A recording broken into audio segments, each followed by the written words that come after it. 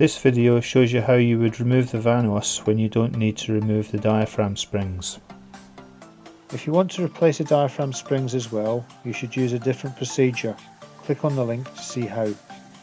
To gain access to the camshafts, you need to remove the covers on top of the engine and the coil packs, and you also need to remove the fan and the fan cowling. Rotate the engine to top dead centre and lock it using the crankshaft locking pin. Remove the little cover at the front of the Vanos and unplug the solenoid cables. Disconnect the oil feed pipe and fit the adapter. The thread on the adapter is metric fine 12 with a 1mm pitch. Fully retard the camshafts as shown in the following video. Attach the air line onto the adapter. Pressurise the Vanos and retard the camshafts. So inlet, and that's the exhaust.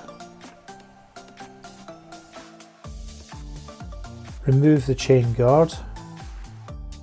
Remove all the Vanos bolts, making a note of the longest bolts. The longest bolt is the one on the top left.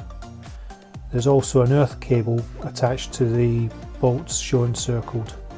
You'll only be able to pull the Vanos forward a little bit, but that should be enough to allow you to remove the bridge.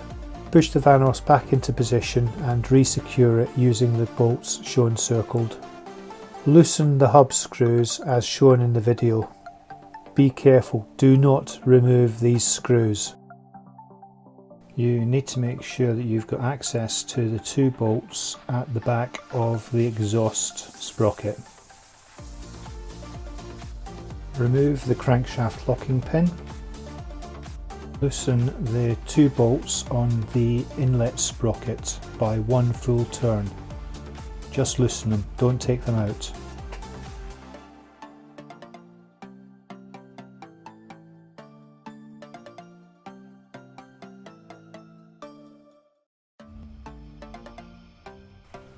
And similarly, loosen the two accessible bolts on the back of the exhaust sprocket, again by one full turn. Turn the crankshaft to 240 degrees. This will give accessibility to the next two bolts.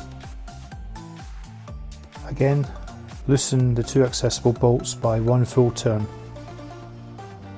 Turn the crankshaft to 120 degrees, which means you'll have turned the crankshaft by 480 degrees, and you'll now have access to the last two bolts, which again you loosen by one full turn.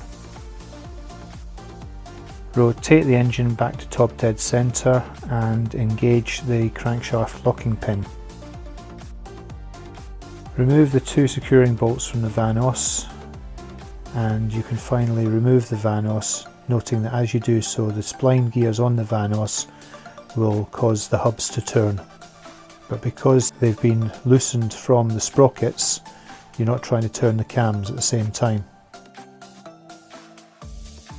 Click on the link to see how to overhaul the Vanos.